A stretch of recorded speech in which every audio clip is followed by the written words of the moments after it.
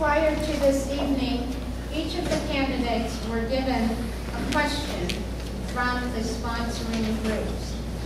You will have 3 minutes to respond to the sponsor question. Please note the time.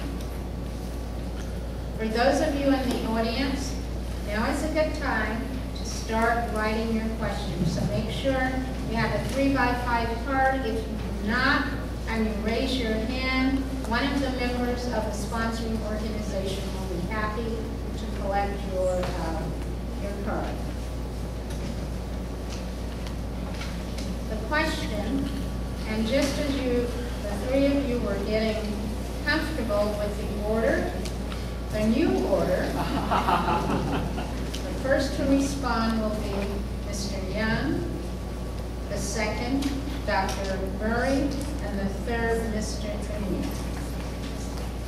The question is, with our school districts experiencing significant budget cuts, some argue that the County Office of Education is irrelevant and takes desperately needed funds from school districts. What is the primary role of the Riverside County Office of Education, and how will you counter that argument? You have 3 minutes.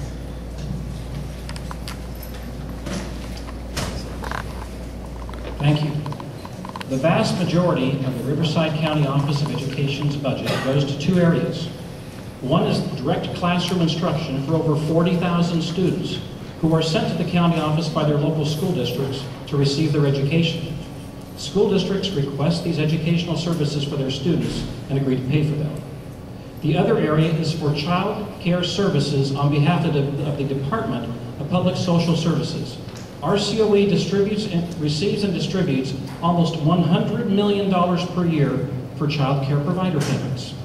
Neither the funds for classroom instruction nor the funds for child care providers are taken from school districts. With regards to the opinion of some that the County Office of Education is irrelevant, let me respond by answering the question, what is the primary role of the Riverside County Office of Education? And then you can determine for yourselves whether or not you feel the services rendered are irrelevant. State law requires county offices to make sure every teacher in every school is properly credentialed in every subject they teach every period of the day. Our COE provides directed classroom instruction at 162 locations across Riverside County's 7,200 square miles for students who are in severely handicapped special education programs, students who are incarcerated in juvenile halls, students in high school career and technical education programs and ROP programs, students in CalSafe programs for pregnant minors, students who are expelled or on probation in community school education programs, young children who are preparing for kindergarten and Head Start, Migrant Head Start, and state preschool programs, student and migrant education programs for legal migrant farm worker families, and the adult jail education program for inmates who never completed high school. Our COE provides state-of-the-art financial systems to process approximately 50,000 employee paychecks every month for our county school districts and community colleges. It also processes approximately 30,000 payments to vendors from those same agencies. State law requires the county superintendent and staff to oversee the budgets and financial transactions of all school districts in the county to help them keep from becoming financially insolvent. Now, ladies and gentlemen, I don't know about you, but I believe these services have never been more relevant than they are today. And those who receive the services that are delivered by the County Office of Education clearly understand their relevance.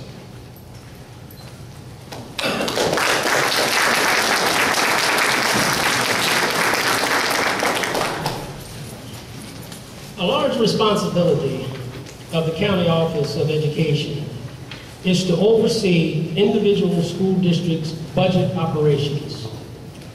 As people may or may not know, prior to assigning this role to the county offices, several school districts in the state went bankrupt. Since then, legislation was enacted to assign the role of fiscal oversight to the county office in order to ensure that districts budget responsibly. The county office supports districts in many other ways. For example, In smaller districts, it is not economically feasible to provide all of the programs necessary for the district to be in legal compliance with the Ed Code. The County Office of Education provides these services at a much reduced expense than the cost would be for these districts to operate their own programs. Thus, many districts save money as a result of the COE. Larger districts are protected by having a second pair of eyes over their budgets to make sure that overspending does not occur. Claims that COE is irrelevant is largely irresponsible in light of the above facts. If anything, the opposite is true, and especially in these times of necessary fiscal austerity.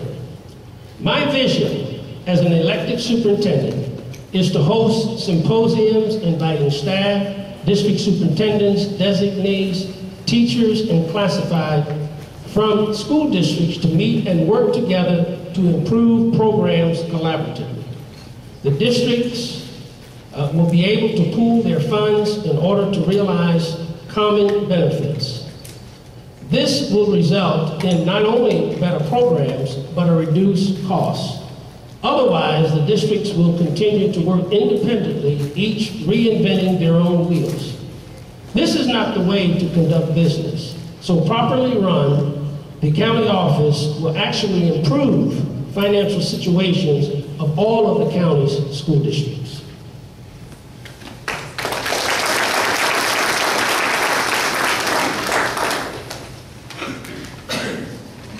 Is RCOE irrelevant? The very fact that the question is even asked tells us the seriousness of the problem within RCOE and the urgency of my mission. RCOE is a bureaucracy. Over the course of this campaign, I asked thousands of folks, who is the county superintendent and what does he do? Most people say they really don't know. In this economy, every dollar that is available to support the work of the classroom counts. Every teacher should view the county office as a vital, critical member of their learning team. This position is about leading schools. 3 years ago, if the school board would have decided to hold an election to fill the vacancy left by Superintendent Long, Mr. Young would not have qualified for the ballot. He did not hold the required administrative and teaching credentials. The state granted a waiver of qualifications so that he could accept this appointment. Then, while serving as the county superintendent, he received his preliminary credentials in June of 2009.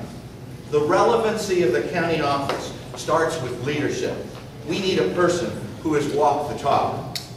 Educators throughout the county tell me that the RCOE bureaucracy is out of touch with the real educational world.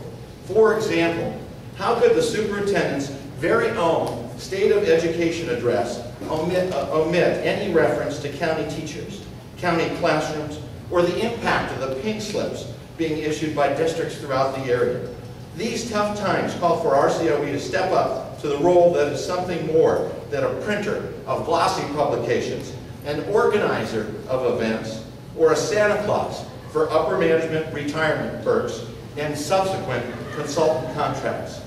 Frankly, awarding lifetime benefits for administrators with just a few years of experience at RCOE is inexcusable.